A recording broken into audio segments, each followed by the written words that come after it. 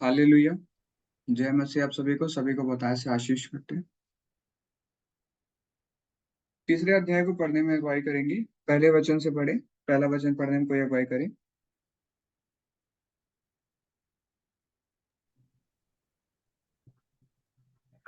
उस दिनों में यूहन्ना बपतिस्मा देने वाला आकर यहूदियों के जंगल में यह प्रचार करने लगा, मन फिराओ, क्योंकि स्वर्ग का राज्य निकट आ गया है।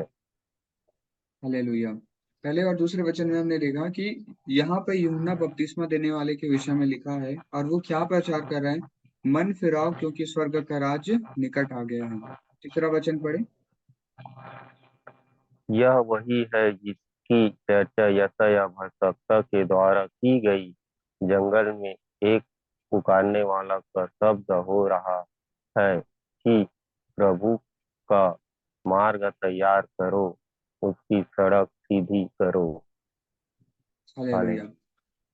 अब फिर से वही बात आ जाती है। कल मैंने आपको एक चीज बताई थी कि जब हम वचनों को पढ़ते हैं तो वहां पर एक भविष्यवाणी जब कभी भी आती है, बाइबल में कहीं भी भविष्यवाणी का जिक्र होता है, लिखा है यशायाह भविष्यद्वक्ताओं ने कहा, यशायाह भविष्यद्वक्ता ने कहा था। किस जगह कहा था, कौन से स्थान पर कहा था, वो आप देखिए बाइबल में। फिर मैंने बताया था जो भविष्यवाणी जहां पर खत्म हो रही है, लिखा है कि उसकी सड़कें सीधी करो करके, उसके बाद एक चिन्ह होगा। उस चिन्ह को जाकर आप पढ़ें तो क्या चिन्ह में लिखा हुआ है। श्रवण। आपको चिन्ह मिला, क्या दिया हुआ है। राजा एक काट। अम, राजा एक का 8 दिया है, सभी के में यही दिया हुआ है। और यशायाह 40:3। हालेलुया। चलिए, प्रभु आशीष दे। आप लोग इसी तरीके से देखें और भविष्यवाणियों को समझें कि भविष्यवाणियां जो पहले हो चुकी हैं, बाइबल में उतनी मेहनत करने की आपको जरूरत नहीं पड़ती। हाँ, तो मैं भविष्यवाणी के विषय में बता रहा था। भविष्यवाणी में लिखा है, जंगल में एक पुकारने वाले का शब्द हो रहा है कि प्रभु का मार्ग तैयार करो और उसकी सड़कें सीधी करो। और इस भविष्यवाणी का हमने संदर्भ देखा। और ये संदर्भ कहाँ मिला। एक यशायाह 40:3 में ये बातें लिखी हुई है, भविष्यवाणी लिखी हुई है। आगे का वचन पढ़ेंगे 4 और 5। यह यूहन्ना ऊँट के रोम का वस्त्र पहने पहने था और अपनी कमर में चमड़े का कटिबंध बांधे हुए था। उसका भोजन टिंडिया टिंडिया और वन मधु था। तब यरूशलेम और सारे यहूदिया और यरदन के आसपास के सब स्थानों के लोग उसके पास निकल आए। हालेलुया। हालेलुया। शबल रबा। यहाँ पर वचनों में हम जब देख रहे हैं और वचनों की बातों को हम समझ रहे हैं, तो यहाँ पर हमें देखने को मिलता है कि यूहन्ना यहाँ पर क्या काम कर रहा है। मन फिराव का सबको प्रचार कर रहा है और लोग इकट्ठा हो रहे हैं। और छठे वचन में फिर हम देखते हैं, लिखा है और अपने अपने पापों को मानकर यरदन नदी में उससे बपतिस्मा लिया। बपतिस्मा क्या है। बपतिस्मा को हम यहाँ पर देखते हैं, पहला शब्द यहाँ पे फिर जिक्र आता है बपतिस्मा का। हमने मत्ती रचित सुसमाचार पढ़ना चालू किया और सबसे पहली जगह जहाँ बपतिस्मा का जिक्र हो रहा है वो कहाँ पर मिल रहा है। मत्ती रचित सुसमाचार 3 अध्याय के 6वें वचन में। तो इस तरीके से आप बाइबल की बातों को याद रख सकते हैं। मत्ती के 3 अध्याय के 6वें वचन में बपतिस्मा का पहला जिक्र मिलता है। और ये बपतिस्मा किसके द्वारा दिया जा रहा है। यूहन्ना के द्वारा, यूहन्ना बपतिस्मा देने वाले के द्वारा ये बातें दी जा रही है। यहाँ तक तो ज्यादा कुछ समझने वाली बातें नहीं है, आगे कोई बातें आएंगी तो मैं बताऊंगा। 7वां वचन पढ़े, 7वां और 8वां वचन।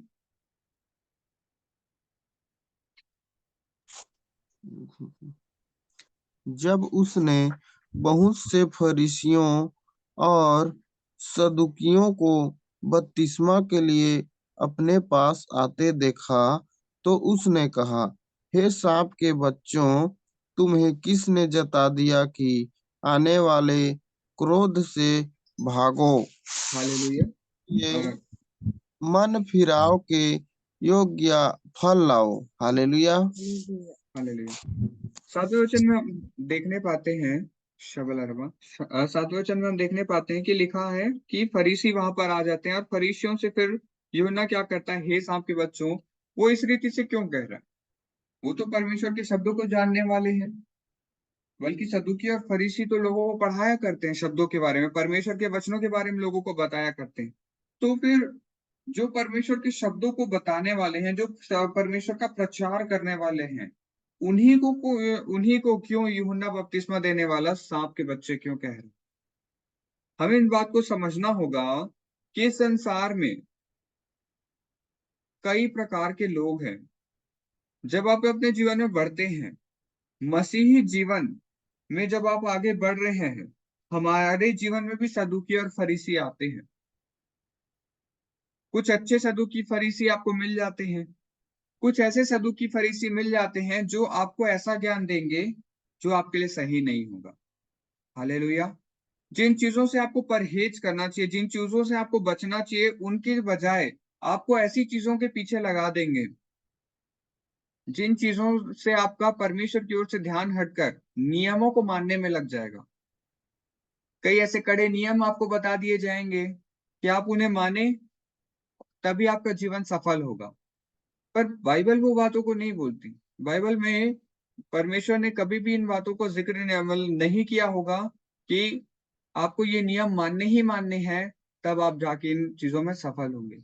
हाँ, कुछ बातों के लिए वो सही अगुवाई कर सकते हैं, पर आपको ध्यान देना होगा, बाइबल से हटकर कोई अगुवाई आपको जीवन में मिल रही है, बाइबल से हटकर कोई बातों को लिए आपको जोर दिया जा रहा है, तो वहां पर समझ जाइएगा आपको सही ज्ञान नहीं मिल रहा है। तो यहाँ पर फिर कहता है सांप के बच्चों। अब ये सांप के बच्चों के बारे में ऐसा क्यों बोला, उन्हें सांप के बच्चों क्यों कहा? जब हम सबसे पहला अध्याय जब हम पढ़ते हैं, उत्पत्ति का अध्याय जब हम पढ़ते हैं, तो वहां पर उत्पत्ति की पुस्तक में हमें क्या देखने को मिलता है कि सांप जो है किसे भटकाने का कार्य कर रहा है वहां पर? हवा को। और सांप ने ही हवा को भटकाया और उसके द्वारा फिर पाप आया, और उसी के द्वारा बहुत सारी ऐसी चीजें हुई जिससे परमेश्वर का मन खेदित हुआ और परमेश्वर के बच्चे उससे दूर हो गए। और इन लोगों को सांप के बच्चे इसलिए कह रहा है क्योंकि इनकी वजह से परमेश्वर के जो बेटे और बेटियां हैं वो दूर हो जा रहे हैं परमेश्वर से। हालेलुया। इन्होंने नियमों को सिर्फ पालन करने तक का ही सीमित कर दिया है। अगर परमेश्वर ने कहा कि होम बलि चढ़ाओ, तो ये होम बलि चढ़ाते हैं और उसके बाद सोचने लग जाते हैं कि हमने तो परमेश्वर के नियम को पूरा कर दिया है।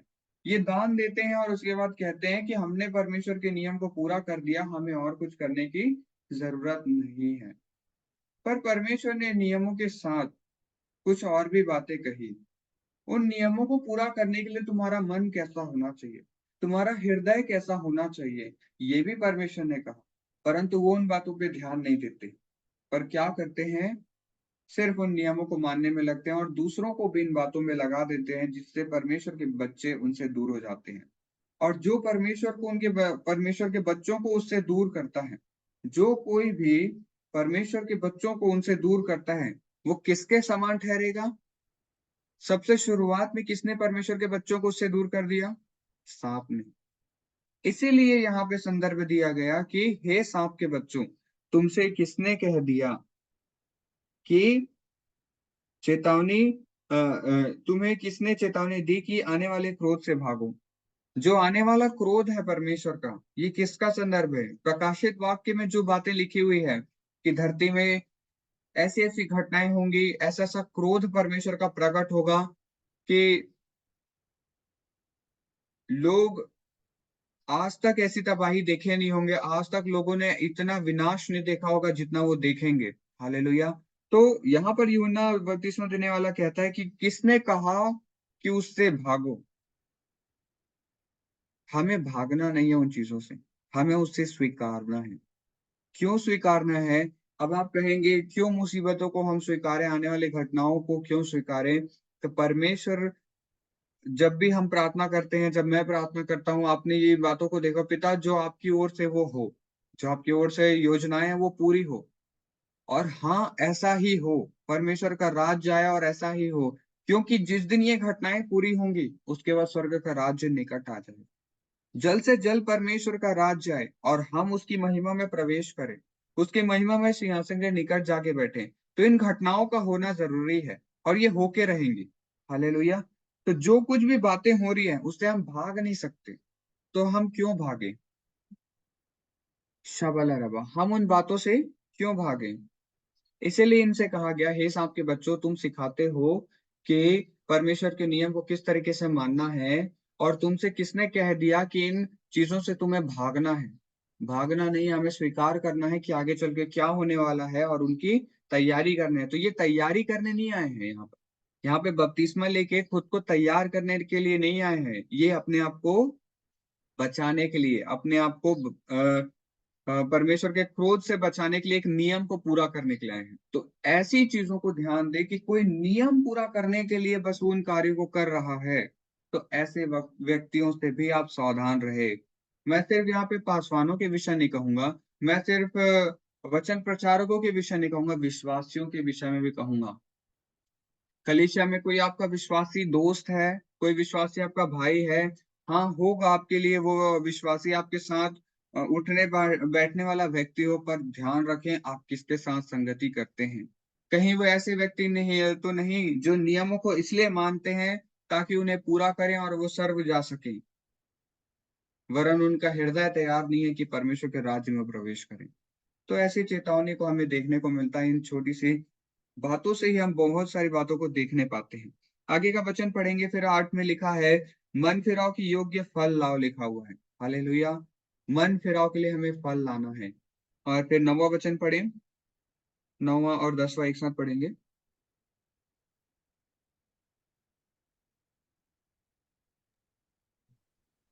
और अपने अपने मन में यह ना सोचो कि हमारा पिता अब्राहम है, क्योंकि मैं तुमसे कहता हूँ कि परमेश्वर इस पत्थर में से अब्राहम को लिए संतान उत्पन्न कर सकता है। अब कुल्हाड़ी पेड़ की जड़ पर रखा हुआ है, इसलिए जो जो पेड़ अच्छा फल नहीं लाता वह काटे और आग में झोंका जाता है। हालेलुया। हालेलुया। यहाँ पर एक छुपी हुई बात है। जब हम वचन को पढ़ते हैं, फिर यहाँ पे लिखा है, इसलिए जो इस नहीं 10वें वचन में लिखा है, और जब कुल्हाड़ी पेड़ों की जड़ पर रखा हुआ है। क्या आप समझ पा रहे हैं? इस संसार में आप पेड़ हैं, वो कुल्हाड़ी आपके पास रखी हुई है। हालेलुया। आपसे दूर नहीं है वो कुल्हाड़ी। हमें लगता है कि हमारा न्याय होगा, वो न्याय की कुल्हाड़ी आपके पास रखी हुई है, वो जब चाहे आपको काट सकती है। हालेलुया। और यहाँ पर जब परमेश्वर ने इस संदर्भ 9वें वचन में हम देखते हैं, तो यहाँ पे क्या संदर्भ में मिलता है हमें, कि अपने अपने मनों में यह सोच यह ना सोचो कि हमारा पिता अब्राहम है, क्योंकि मैं तुमसे कहता हूं कि परमेश्वर इन पत्थरों में से अब्राहम के लिए संतान उत्पन्न कर सकता है। लिखा है, 9वें वचन को हम पढ़ रहे थे, अपने अपने मनों में यह ना सोचो कि हमारा पिता अब्राहम है। और ऐसा इसलिए कहा गया कि वो नियम के लिए वो अब्राहम को अपना पिता मान लेते हैं, अब्राहम महान है ऐसा मान लेते हैं। पर मनुष्य को इसलिए महान जानना है, इसलिए नबियों को महान जानना है, क्योंकि उसने मार्ग दिखाया, इससे बढ़कर कुछ नहीं है। उन्होंने किसे बड़ा बना लिया? नबियों को बड़ा बना लिया। क्या नबी कुछ कर सकता है? नहीं। सीधी सी बात लिखी हुई है, नबी अपने हाथ से, मतलब अब्राहम जो नबी है, परमेश्वर का दास है, जो वो पत्थर को, क्या वो लिखा है, परमेश्वर इन पत्थरों से अब्राहम के लिए संतान उत्पन्न कर सकता है। तो वो अब्राहम के लिए, परमेश्वर अब्राहम के लिए जो करना चाहे वो कर सकता है। अब्राहम वो चीजों को नहीं कर सकता, बिना परमेश्वर के वो कुछ नहीं कर सकता। परंतु परमेश्वर को किसी की जरूरत नहीं कुछ करने के लिए, वो खुद से स्वयं उन चीजों को कर सकता है। तो तुम क्यों उन लोगों के पीछे पड़े हो? क्यों तुम उन लोगों को मानते हो, अपना क्या, अपना गुरु मान लेते हो, उनको अपना सिद्धांत मान लेते हो, अपनी अगुआ, मतलब उनको अपनी, क्या बोलना चाहिए, अपना लक्ष्य मान लेते हो कि मुझे इनके जैसा बनना है, क्योंकि ये परमेश्वर की अगुवाई लेता है या लेती है। तो इन चीजों से परमेश्वर सावधान रहने को कहता है कि हर कोई जो भी व्यक्ति अब्राहम है, जो परमेश्वर की अगुवाई लेके चिन्ह चमत्कारों को कर रहा है, वो भी खुद से नहीं कर रहा है, परंतु परमेश्वर खुद से कर रहा है, उसके पास सामर्थ्य। इसलिए आगे लिखा, फिर कुल्हाड़ी पेड़ों के जड़ पर रखी हुई है। वो जड़ पर कुल्हाड़ी रखी हुई है, आपको पहचानना होगा कि आप किसे अपना शबा अल बिहार, एक एक शब्द है, रुकिए मैं आपको बताता हूँ। हिंदी में एक शब्द है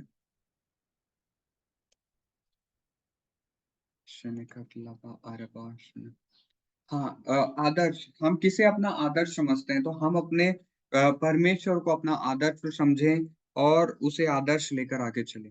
आइए आगे के वचनों को देखें। और अच्छा, कुल्हाड़ी के संदर्भ में मैंने बताया नहीं, कुल्हाड़ी का बात ये है यहाँ पर, इसलिए ऐसे कुल्हाड़ी जो कही गई है वो कुल्हाड़ी ये है, न्याय है परमेश्वर का।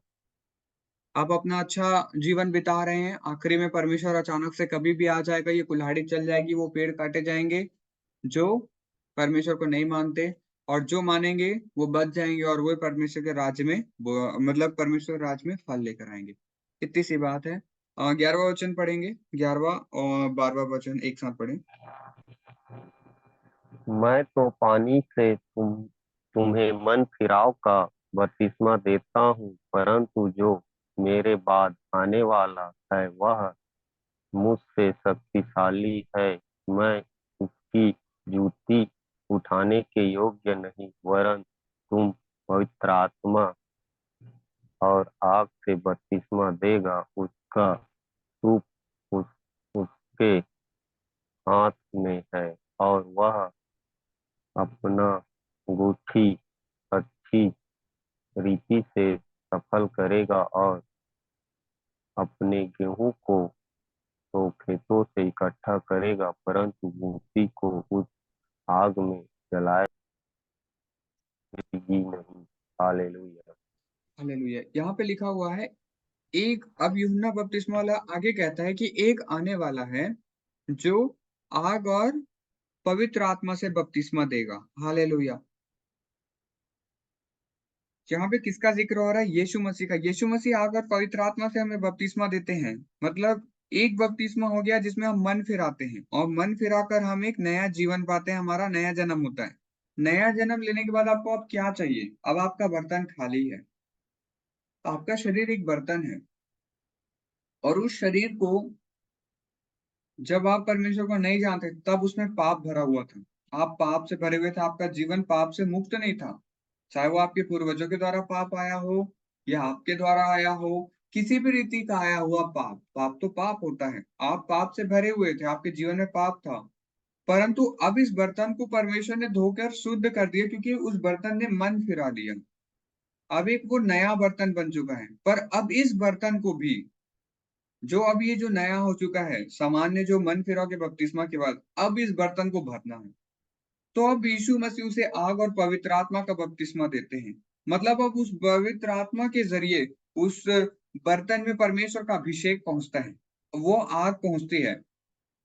परमेश्वर का वचन कहता है वह भस्म करने वाली आग है। तो यहाँ पर सीधा सीधा परमेश्वर आपके अंदर आ जाता है, परमेश्वर की आत्मा आपके अंदर आ जाती है उस बर्तन में।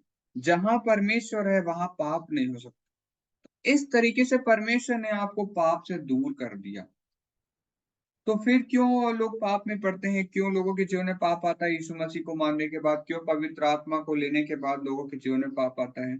वो इसलिए होता है क्योंकि प्रगटीकरण अलग होता है और होना अलग चीज होती है। आप ऐसा समझिए, एक कमरे में आपने जो भी सामान रख रखा है, उस कमरे के लाइट को आप बंद कर दीजिए और उस कमरे में पूरा अंधेला हो गया। तो आप मुझे ये बताइए, उस कमरे में रखा हुआ सामान क्या चला गया? नहीं। तो वो जो सामान है वो वही है, बस वो प्रकट नहीं हो रहा है। तो मतलब परमेश्वर जब आपके जीवन में आग और पवित्र आत्मा का बपतिस्मा जब देता है, परमेश्वर आ तो जाता है, परंतु अगर कोई व्यक्ति पाप करता है तो वापस वो छुप जाता है। और वो पवित्र आत्मा और आग का जो बपतिस्मा है वो क्या है? हमें आगे ले जाने के लिए परमेश्वर की सहायता है, हमारी मदद है। हम परमेश्वर के उस भेद को समझें और परमेश्वर के प्रगटीकरण को हम समझें, और जब परमेश्वर की इन बातों को जब हम समझेंगे तो सही रीति से हम परमेश्वर में चल पाएंगे, और फिर हमारी आत्मा परमेश्वर से जाकर मिलेगी जब परमेश्वर हमें लेने आएगा। इसीलिए परमेश्वर ने कहा मैं पवित्र आत्मा और आग से बपतिस्मा देता हूँ। वो उस स्थान को, जो खाली स्थान अब जो बपतिस्मा के बाद बच गया है, उसे परमेश्वर भर देता है आग से, अपनी उपस्थिति से भर देता है। पवित्र आत्मा मतलब परमेश्वर की आत्मा से भर देता है। जब आप बपतिस्मा लेते हैं, जब आप मन फिराते हैं, उसके बाद ही आपको बपतिस्मा के बाद आपके अंदर सारे वो गुण आ जाते हैं। आपको लगता होगा कोई पासवान कैसे या कोई विश्वासी कैसे इतने सारे अभिषेक में चल रहा है, इतनी सारी चीजों को कैसे जान रहा है। मैं आपको बताता हूँ, कलवरी क्रूस पर यीशु मसीह अलग से कुर्बान नहीं हुए आपके लिए, मेरे लिए अलग नियम नहीं था, 2 बार कुर्बान नहीं हुए, किसी और पासवान के लिए तीसरे बार कुर्बान नहीं हुए। एक एक बलिदान काफी है, और उसने सारा अभिषेक दे दिया। वो भेदभाव नहीं करता अपने बच्चों के बीच में कि एक बच्चे को मैं कम दूं, एक बच्चे को ज्यादा। तो हम कैसे सोच सकते हैं कि परमेश्वर ने मुझे ये आशीष दी है और सामने वाले को ये आशीष दी है, मुझे ये आशीष नहीं मिली। सारी आशीष आपके अंदर है, सारा अभिषेक आपके अंदर है। यहाँ तक कि आप अगर अन्य भाषा नहीं भी बोल पाते हैं, तब भी परमेश्वर की आत्मा आपके अंदर है। और जब परमेश्वर की आत्मा आपके अंदर होती है, तब आप पवित्र आत्मा से भरकर अपने जीवन में जीना चालू करें और परमेश्वर की उन बातों को समझें और अपने जीवन में आगे उन कार्यों को करें। शाअलबा रिहेबे तोकोरस्तलेबी शंदरबा रिखा थलबा शेरेबेरेबे रि अरबा शेलेबेरेबे। आगे का वचन पढ़ेंगे। 13वां वचन पढ़िए। उस समय यीशु गलील से याराधना के किनारे यूहन्ना के पास उससे बपतिस्मा लेने आया, परंतु यूहन्ना यह कहकर उसे रोकने लगा, "मुझ मुझे तो तेरे हाथ से बपतिस्मा लेने की आवश्यकता है, और तू मेरे पास आया है।" यीशु ने उसको हालेलुया। यहाँ तक हमने 13 और 14 को जैसे हम पढ़ते हैं, तो यहाँ तक क्या लिखा है कि यीशु मसीह कहाँ गए?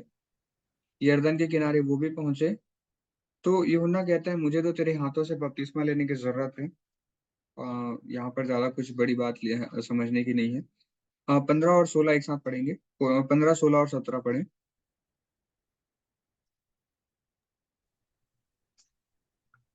यीशु ने उसको यह उत्तर दिया, "अब तो ऐसे ही होने दे, क्योंकि हमें इस रीति से सब धार्मिकता को पूरा करने उचित है।"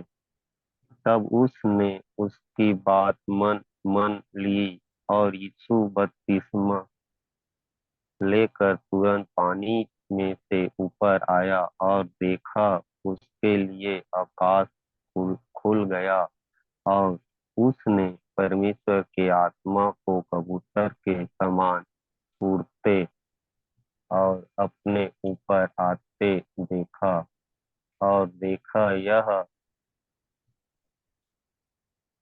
आकाशवाणी हुई, "यह मेरे प्रिय पुत्र है, जिसे मैं अति प्रसन्न हूँ।" हालेलुया। हालेलुया। इसमें ज्यादा कुछ समझने वाली बात नहीं है, बस आप यीशु मसीह की जगह अपने आप को देखिए। मैंने अभी तक क्या कहा? आप बपतिस्मा लेते हैं, आप मन फिर आते हैं, आप एक बर्तन के समान है, आपका बर्तन क्या हो जाता है? शुद्ध और पवित्र हो गया। मन फिरा लिया आपने, आपका बर्तन खाली हो गया। अब उस बर्तन में कौन आता है? परमेश्वर की आत्मा आती है। अब इसे आगे चलकर यीशु मसीह ने साबित भी कर दिया। किस तरीके से? यहाँ पर देखने को मिलता है कि यीशु मसीह जब बपतिस्मा लेते हैं, क्योंकि इसी रीति से होने देकर के यूहन्ना को कहता है, और यूहन्ना जब यीशु मसीह को बपतिस्मा देते हैं, तो आसमान खुल जाता है और परमेश्वर का आत्मा कबूतर के नाई उसके अंदर मतलब उसके पास उतर आता है। हालेलुया। उसके ऊपर उतर आता है।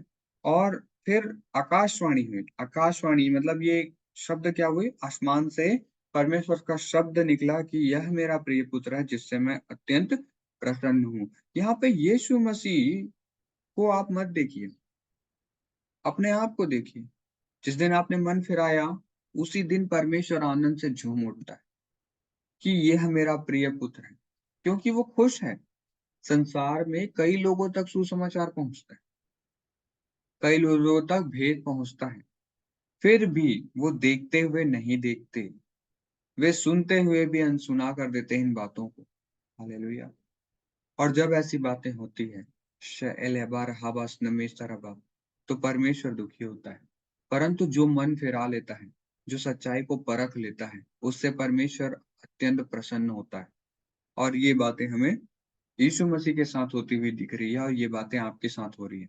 हाँ, हम उन बातों को इस रीति से होते हुए नहीं देख रहे हैं, पर वैसा ही आत्मिक दुनिया में हो रही है। यीशु मसीह ने वो नमूना मतलब आपके सामने पेश किया कि किस तरीके से आपके चिन्ह और घटनाएं होती है। तो आज के पूरे मत्ती रचित सुसमाचार के तीसरे अध्याय को जब हम देखते हैं तो हमें देखने को मिलता है बपतिस्मा के विषय में, हमें देखने को मिलता है कि सांप के बच्चे क्यों कहा गया है सदूकी और फरीसियों को, क्योंकि वो नियम बस मानते हैं। वो नियम को मानने वाले लोगों से आप दूर रहें। जो सच में हृदय से परमेश्वर को जानेंगे, वो सिर्फ नियम को इसलिए पूरा करेंगे परमेश्वर, मतलब जो परमेश्वर को सच्चाई से जानेंगे, वो नियम को इसलिए भी परमेश्वर का पूरा करेंगे, ताकि उनके जीवन में क्या हो, उन्नति आए, वो परमेश्वर उनसे हमेशा प्यार करता रहे। पर यहाँ पर हमें क्या देखने को मिला, सदीकी इसलिए पूरा कर रहे हैं ताकि लोग क्या कहते हैं, लोगों को देखकर वो कार्य करते हैं। हाँ, एक बात मैंने वहाँ पे नहीं कही कि लोगों को दिखाने के लिए वो कार्य करते हैं, जिससे वो परमेश्वर को तो नहीं, परंतु वो समाज, आस-पास के लोगों को प्रसन्न। हालेलुया! तो इन बातों को आप हमेशा ध्यान रखें, अपनी संगति को ध्यान रखें।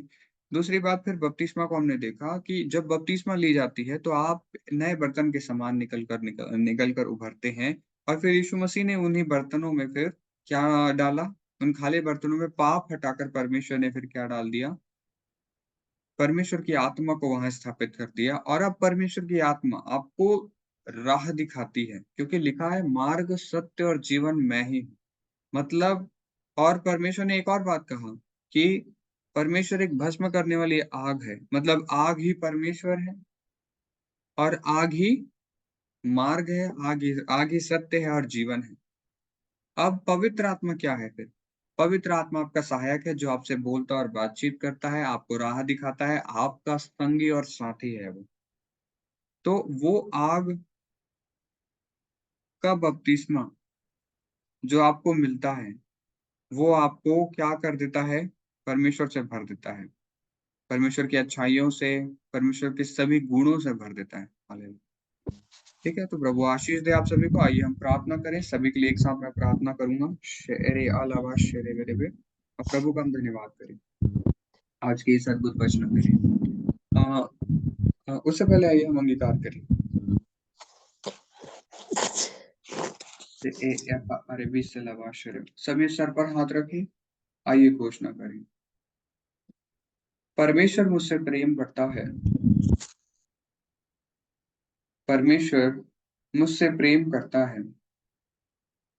मैं परमेश्वर से प्रेम करता हूँ। मैं परमेश्वर से प्रेम करता हूँ। मैंने मन फिराव का बपतिस्मा पाया है। परमेश्वर ने मुझे क्षमा किया है। परमेश्वर ने मुझे क्षमा किया है। परमेश्वर मुझसे अत्यंत प्रेम करता है। परमेश्वर मुझसे अत्यंत प्रेम करता है। परमेश्वर मुझे पाकर अति आनंदित होता है। परमेश्वर मुझे पाकर अति आनंदित होता है। रबा रबा रबा शका तलबा शेरे मेरे मेरे बेन रिबिशनवा। परमेश्वर ने मुझे भले और बुरे को पहचानने की समझ दी है। परमेश्वर ने मुझे भले और बुरे को पहचानने की समझ दी है। परमेश्वर ने मुझे उमड़ने वाला बर्तन बनाया है। परमेश्वर ने मुझे उमड़ने वाला बर्तन बनाया है। मैं परमेश्वर को लेकर चलता हूँ। परमेश्वर मेरे अंदर है। परमेश्वर मेरे अंदर है। परमेश्वर मेरे साथ है। परमेश्वर मेरे साथ है। यीशु के नाम और यीशु के लहू के द्वारा मैं अंगीकार करता हूँ। आमीन। परमेश्वर मेरे अंदर है और परमेश्वर मेरे साथ है, इसमें अंतर ये है, परमेश्वर आपके अंदर भी है और साथ है, मतलब आपके इर्द-गिर्द आपके आस है, आपके ऊपर है, आपके अगल-बगल है, आपके नीचे है, आपके सामने है, आपके पीछे है, हर तरफ परमेश्वर है। तो इस 2 तरीके से इसे आप ले सकते हैं। आइए हम प्रार्थना करें। धन्यवाद पिता परमेश्वर, हम आपका धन्यवाद करते हैं कि आज की संगति में आपने हमसे बोला और बातचीत किया। आपका वचन हमारे हृदय मांस-मांस, गुदे-गुदे, गाँठ-गाँठ को छेदा पिता, हम प्रतीति करते हैं पिता। हम धन्यवाद करते हैं कि आपने आज के वचनों के ज़रिए पिता हमें बहुमूल्य रीति से समझाया पिता, कि हमें किस तरीके से अपने जीवन में बढ़ना है। हमें सच्चाई को परखने के लिए पिता परमेश्वर एक बार फिर से आपने सचेत किया। धन्यवाद करते हैं पिता। पिता धन्यवाद पिता। रा अला अलबा शरा हरबा शरे ई टोकोरा असलबा शेदरे और मल हले लोहश नमस्लबरबा। धन्यवाद करते हैं पिता परमेश्वर कि आज के दिन में पिता आपने हमें इकट्ठा किया और सारी कलीसिया एक मन एक चित होकर आपके निमित्त पिता आपके लिए पिता आराधना स्तुति करने पाती है। धन्यवाद पिता ऐसे प्रेम के लिए। शे इम्मा हली ऊशो अरबलिही सुनो खोतराबा शरीर। प्रार्थना करते हैं हर एक घराने के लिए, हर एक घराने के सदस्यों के लिए पिता, माता-पिता के लिए पिता परमेश्वर, बच्चों के लिए, सभी के लिए प्रार्थना करते हैं पिता। बच्चों के लिए प्रार्थना करते हैं कि इन इन दिनों जब परीक्षाएँ चल रही है पिता, इस देश में पिता, इस पूरी दुनिया में पिता, जब भी बच्चे परीक्षाओं की ओर बढ़ते हैं पिता, या वह उन्हें बुद्धि ज्ञान समझ से मसा करते हैं कि तेरे बुद्धि ज्ञान को लेकर पिता परमेश्वर वो अपने जीवन में आगे बढ़े। ना सिर्फ पढ़ाई में पिता परमेश्वर आपके वचनों को भी वो समझने वाली आशीष के साथ उन्हें मसा कर वो पढ़ाई में उत्तीर्ण होकर पिता परमेश्वर उन्हें भेद को पहचानने की आशीष से मसा करिए। वो पढ़ लिख कर पिता आपके राज्य में बड़ी महिमा के साथ पिता कार्य और इस्तेमाल में आने वाले होने पाए। पिता उनके जीवन में पिता मदद करने वाली सेवकाई में उन्हें उठाने के लिए पिता उन्हें इस्तेमाल कर पिता परमेश्वर। हमारा अल्लाह बादशाह बेरे प्रार्थना करते हैं पिता परमेश्वर हर एक घर के बड़ों के लिए पिता वो जो भी कार्य करते हैं पिता अपने परिवार के वो पिता पालन पोषण के लिए भी पिता उन कामों में पिता बढ़ोतरी की आशीष की घोषणा करते हैं। उन्नति की घोषणा करते हैं पिता। स्वर्गीय धन को खोलकर उंडेलते हैं पिता परमेश्वर। स्वर्गीय झरों को वो खोलकर उंडेलते हैं। यहोवा पिता अपने अपरंपार आशीषों से मसा कर इनके घर इनके खत्ते भरे पूरे रहे पिता परमेश्वर। इनका घराना स्वस्थ रहे पिता। स्वास्थ्य की आशीष को खोलते हैं पिता इनके पूरे परिवार के ऊपर। प्रार्थना करते हैं रे एबी रमलेओ लहलेबी तुकुरो असे नहरदाला ओशला बरहिबिस तोको बिसन मिया रतारा बशेरी मने कोरो साल लबेशो बरमे ने और बोले मेरा कोरो साला बशले बेरे बेरे बे। प्रार्थना करते हैं पिता परमेश्वर रे इमिस सनमा इस पूरे देश के लिए हमारे गली मोहल्लों के लिए पिता परमेश्वर इन दिनों जब चुनाव आने जा रहे हैं या वह हर एक व्यक्ति जो चुना जाता है आपकी योजनाओं के अनुसार हो पिता परमेश्वर आपकी इच्छा पूरी हो पिता परमेश्वर इस दिन में इस देश के लिए पिता हम उन्नति और आशीष की घोषणा करते हैं। हर एक जवान पिता आशीषित होकर आपके राज्य में बढ़े पिता। रबा रबा शेखे तेरी ओ थलाबा शेबेरी ही तिको रमा सलाबा शेरे बेरे बे रिबे शलाबा शेरे बे। धन्यवाद आपने आशीषें दी पिता परमेश्वर सभी को मसा किया पिता। आज के वचनों से आपने बोला धन्यवाद करते हैं पिता। प्रतीति करते हैं प्रार्थना को उत्तर मिला है सभी आशीषित हुए हैं। बीमारियों के निमित्त पिता आपने चंगाई दी है हम प्रतीति करते हैं पिता। हर एक रुकावट के पिता परमेश्वर उन्हें खंडित कर पिता आपने रुकावट के लिए भी पिता रुकावटों को हटाकर पिता एक नए रास्ते को आपने खोला है हम प्रतीति करते हैं पिता परमेश्वर। प्रतीति करते हैं पिता परमेश्वर रे एम एरियो सलाबा हम बहुतायत का फल लाने वाले बच्चे आपके बन रहे हैं पिता। धन्यवाद करते हैं पिता। प्रतीति करते हैं पिता परमेश्वर रिबीश ने क्षेत्र आप हमसे अति प्रसन्न होते हैं पिता। हमारी प्रार्थनाओं को आप हमेशा सुनते हैं पिता। हम प्रतीति करते हैं हम धन्यवाद करते हैं पिता। सारी बातों में महिमा आपको देते हैं पिता परमेश्वर। आदर आपको देते हैं और यीशु नाम में सारी प्रार्थनाओं को मांगते हैं। आमीन आमीन। आमीन। आमीन। आमीन। आमीन आमीन। आप सभी को जय मसीह। प्रभु में सभी को बहुत ऐसे आशीष करते हैं। आनंदित रहें अपने जीवन में सफलता से जिए।